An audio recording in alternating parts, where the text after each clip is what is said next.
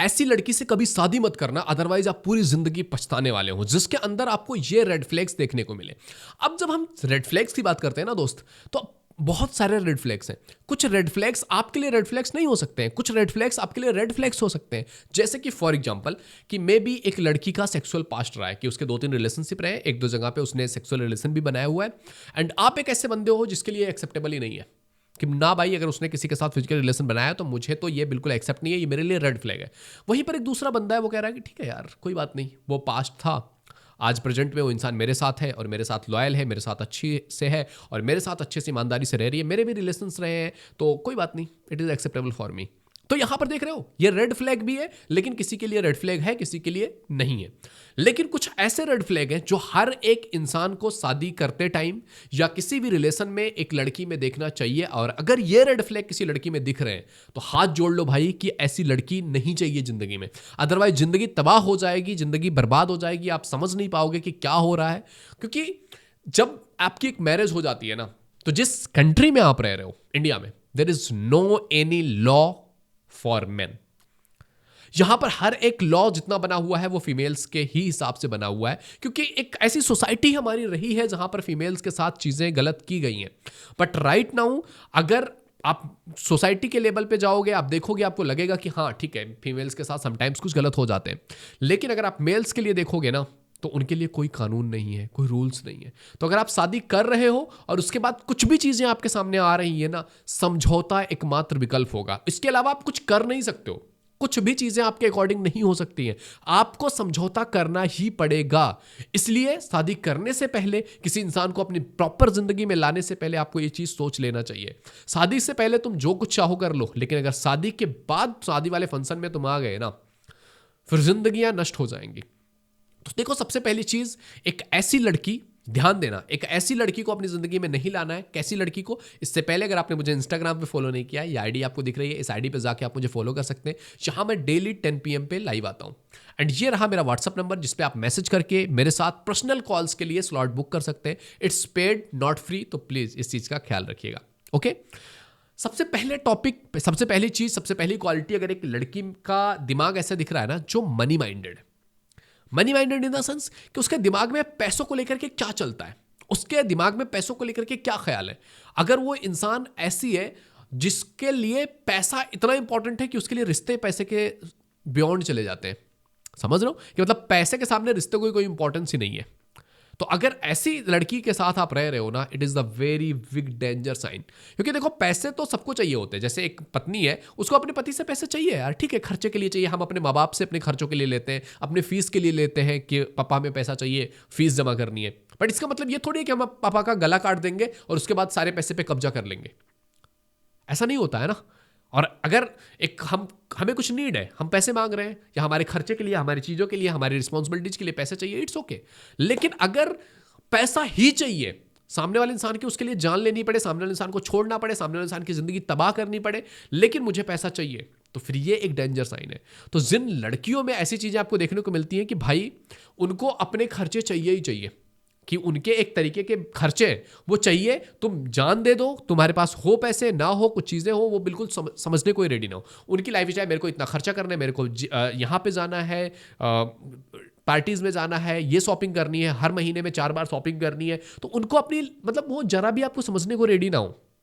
जब तक गर्लफ्रेंड चल रहा होता है ना, आप कभी कभी महीने में एक बार मिलते हो या 2-4 महीने में एक बार गए, शॉपिंग करा दिया। बट अगर आप देख रहे हो कि उसकी वो रेगुलर फीड है और वो उस चीज़ में कॉम्प्रोमाइज करने को रेडी नहीं है, देन प्रॉब्लम हो जाएगी। तुम्हारी कमाई 10 रुपए की है, तुम्हारे खर्चे 12 हो रहे हैं, कर्जे लोगे ना, फिर क्या होगा, प्रॉब्लम ही पड़ेगी। तो आपको देखना है, अगर आपके खर्चे 12 हो रहे हो, आपकी कमाई 10 है, तो आप दोनों पार्टनर को बैठना है साथ में कि यार क्या हुआ, कैसे करके हम, या 10 हमारी कमाई है तो 6 पे लेके आए खर्चे, जिससे कि हम कुछ सेव कर पाए, कुछ आगे लाइफ बेहतर हो सकेगी हमारी। और उसमें उन दोनों पार्टनर का हमें सहमति देखनी कि क्या वो इंसान इस चीज़ में रेडी है। क्योंकि अगर डाइवोर्स का रीज़न एलुमनी हो गया ना, कि यार एलुमनी में इतना पैसा मिलेगा हमें, इसलिए डाइवोर्स ले लेते हैं, जिसके दिमाग में ये चल रहा है कि डाइवोर्स लेने पे इतना पैसा मिलेगा।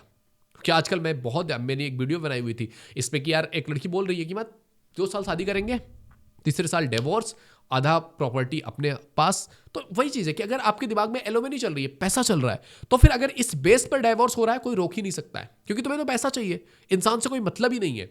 लेकिन अगर कुछ दूसरी चीज़ है, पैसा रीजन नहीं है, दूसरी चीज है, तो वो प्रॉब्लम क्या होगी? कोई लेडी जो है जिसको पैसा नहीं चाहिए आपसे, तो उसके डिवोर्स का रीजन क्या होगा?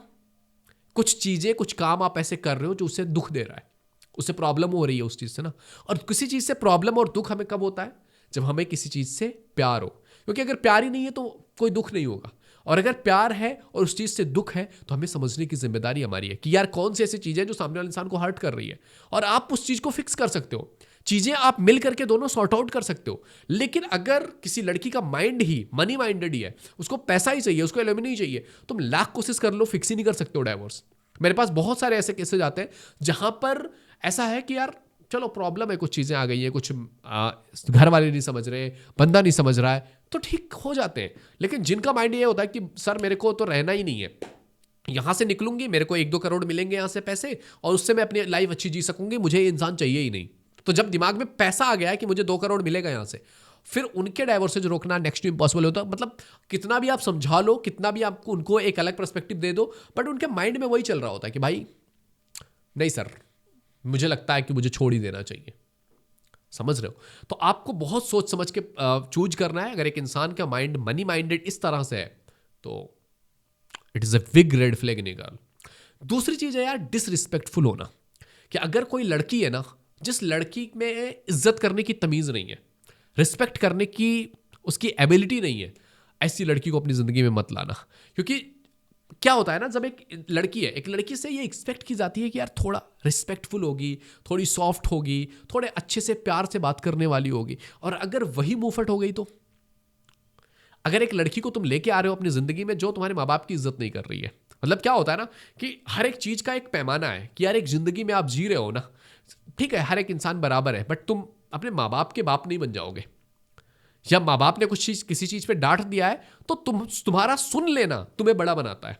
अगर माँ बाप तुम्हें किसी चीज पे डांट रहे हैं ना, मार भी दिया एक थप्पड़, और तुमने वहां पे सह लिया, ये तुम्हारी इज्जत बढ़ेगी इस चीज से। अगर तुम्हारे माँ बाप ने तुम्हें किसी चीज पे डांटा और तुमने थप्पड़ लगा दिया अपने पापा को, इससे तुम्हारी औकात बढ़ नहीं जाएगी, तुम्हारी इमेज, तुम्हारा रिस्पेक्ट, जो तुम्हारी एक पूरी पर्सनालिटी है, वो डाउन जाएगी। तो माँ बाप अगर एक हाथ पे, जैसे तुम शादी करके आ रहे हो, तुम्हारे माँ बाप है, पत्नी आ रही है, उसके सास ससुर है, वो उसके सर पे होने चाहिए भाई। मतलब उनकी इज्जत उसके लिए यहां होनी चाहिए, यहां। और अगर वो बिल्कुल कि माँ बाप है, कुछ है, मतलब एक एज के बाद कुछ चीज़ें पे डांट देना, कुछ बातें बोल देना, कुछ काम के लिए बोल देना, और उस चीज़ पर अगर उनको उनके ऊपर चढ़ जाया जाए, उनको उन पर गुस्सा किया जाए, उनको डांट दिया जाए, उनको गाली गलौज किया जाए कि ये ऐसा बोल रहे हैं, या उन्होंने कुछ बोल दिया उनको उल्टा जवाब दिया जाए, तो it is not a thing जो एक मैरिड लाइफ को बेहतर बनाएगी। तो अगर एक इंसान आपको ऐसी दिख रही है, और ऐसी चीज़ों का परख आप कैसे करोगे? इसकी परख आप कर सकते हो जब आप उससे बात कर रहे हो कि वो अपने घर वालों को लेकर के क्या बोलती है, वो अपने माँ बाप के लिए किन वर्ड्स का यूज करती है, वो अपने चाचा चाची ताऊ मामा और जो लोग हैं उनके लिए कैसे वर्ड्स यूज करती है। मे बी तुम कहीं पर जा रहे हो, वो बेटर के लिए किन वर्ड्स का यूज करती है। कहीं तुम मार्केट में जा रहे हो, किसी बूढ़े इंसान के साइकिल का टायर भी टच हो गया, उसको वो किस तरीके से किन वर्ड्स में बोलती है, क्योंकि जिन वर्ड्स का वो यूज कर रही है ना, वही चीज़ें तुम्हारी लाइफ में भी आने वाली है। तो आपको सोच समझ करके ये चीज़ करनी है, क्योंकि शालीनता, रिस्पेक्ट करना, ये एक लड़की का कहते हैं गहना है, जेवर है यार। एंड तीसरी और इंपॉर्टेंट चीज़ कि जो लड़की बचपने में रहती हो, यानी कि जिसकी सारी हरकतें बच्चों जैसी हो। देखो यार, एक लड़की के साथ आप रिलेशन में हो, मेले बाबू ने थाना थाया, मेली बाबू ने थाना थाया, वो चलता है, अच्छा है। एक मेल के लिए उसकी जो पार्टनर है वो बच्चा ही है, वो बच्ची है, और बच्चे जैसा प्यार करना बहुत अच्छी चीज़ है। लेकिन क्या वो रियल लाइफ में अपनी बच्ची है? क्या उसकी जितनी एज है उतनी मेच्योरिटी उसके अंदर है? क्या उतनी वो रिस्पॉन्सिबिलिटी लेने के काबिल है कि ठीक है यार शादी करके तुम लेकर के आ रहे हो, क्या अभी भी वो बचपने वाली हरकतें ही कर रही है, अभी वो बचपना ही कर रही है? क्योंकि ठीक है तुम्हारे सामने वो बचपना करे और तुम्हारी बच्ची है वो, मतलब तुम्हारे लिए वो बेबी ही है, लेकिन क्या वो एक घर में बहू बन के आ रही है? क्या वो बहू की रिस्पॉन्सिबिलिटी ले सकती है? क्या वो बहू की रिस्पॉन्सिबिलिटी लेने की उसकी काबिलियत है? क्या वो सास ससुर की इज्जत करना जानती है?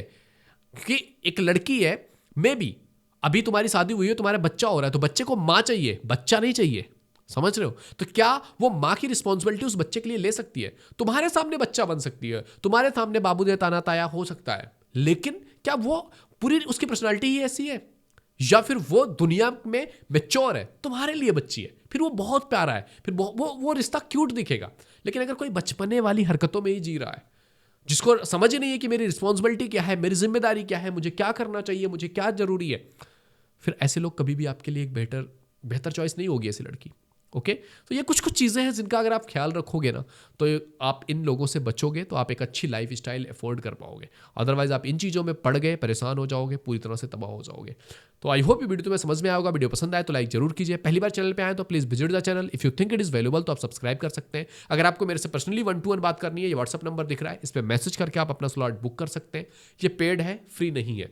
ओके, अगर किसी टॉपिक पे आपको वीडियो चाहिए, किसी टॉपिक पे आपको एक पर्सपेक्टिव चाहिए, तो डेफिनेटली हमें कमेंट बॉक्स में लिख करके जरूर बताइएगा। ओके, तो मिलते हैं आपसे अगले वीडियो में, तब तक के लिए जय हिंद, जय भारत।